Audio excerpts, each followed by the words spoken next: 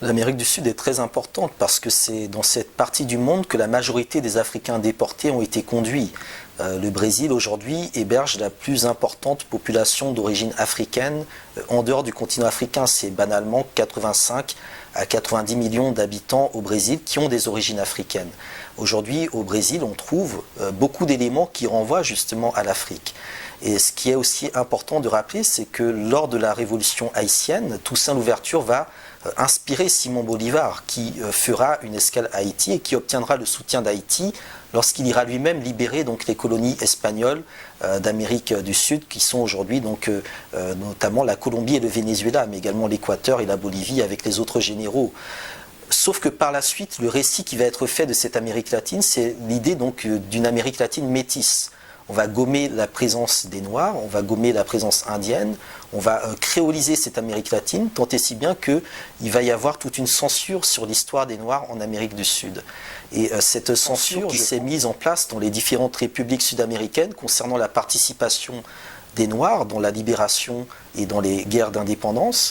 Et cette censure, je crois qu'elle est importante aujourd'hui à lever et que on a des exemples très importants qui se mettent en place au Brésil. Des mouvements noirs se sont organisés très tôt dans la tradition des quilombos, donc ces communautés, ces républiques fondées par des esclaves fugitifs dans lesquelles on réorganisait absolument toute la vie en société sur des bases démocratiques dès le XVIIe siècle. La plus célèbre était celle de Palmares, avec donc Zumbi. On a également donc d'autres espaces très importants qui renvoient à la présence africaine en Amérique du Sud. Et enfin, je crois qu'on a aussi dans cette relation entre l'Afrique et l'Amérique du Sud des personnages qui me semblent importants. Le dernier en date était bien évidemment Hugo Chavez, président du Venezuela, qui a toujours été solidaire avec les causes africaines et panafricaines. Et je crois que c'est très important que l'on comprenne que la manière dont Chavez a été attaqué, notamment par la presse néolibérale de droite, qu'elle soit vénézuélienne, américaine ou occidentale, est une attaque de tous les Africains. Les caricatures de Chavez montrent régulièrement un homme avec des cheveux frisés, des grosses lèvres d'Africain, un nez africain. Et c'est réellement l'Africain qui est derrière Chavez qui était visé. Tant et si bien que Chavez a pris les devants en expliquant qu'il était absolument fier de ses origines africaines, qu'il était fier d'être un Africain et que c'est précisément par rapport à la manière dont il réhabilite l'identité africaine, mais également l'identité précolombienne du Venezuela, qu'il est attaqué par les lobbies néo-impérialistes.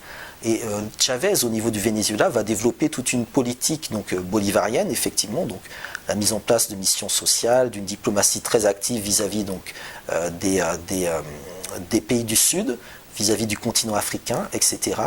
Il va également être le premier soutien à Haïti lorsqu'il y a des missions humanitaires qui sont faites en Haïti et que l'on fait en fait une analyse objective de ce qui se passe sur le terrain. On constate qu'à chaque fois, les seuls camps qui respectent les normes humanitaires des Nations Unies, eh bien, ce sont très souvent les camps vénézuéliens. Et ça aussi, je crois que c'est quelque chose qui est très important à rappeler, cette solidarité qu'a pu avoir donc l'Amérique du Sud et que continuent à avoir des régimes sud-américains, également caribéens, avec tout ce qui renvoie à l'Afrique.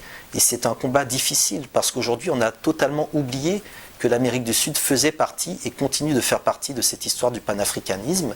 Et donc, dans mon ouvrage, j'avais réellement tenu à ce qu'il y ait tout un chapitre consacré à l'Amérique du Sud, parce que très souvent, on n'a qu'une vision, entre guillemets, mainstream, concentrée sur les Noirs des États-Unis, alors que les Noirs du Brésil, les Noirs du Venezuela, les Noirs de Colombie sont extrêmement importants dans cette dynamique. Et vous l'avez rappelé, Marcus Garvey, c'est en voyageant dans la Caraïbe et en Amérique centrale, au Costa Rica, au Panama, au Pérou, en Équateur, eh bien qu'il prend conscience du sort commun des populations noires dans cette partie du monde.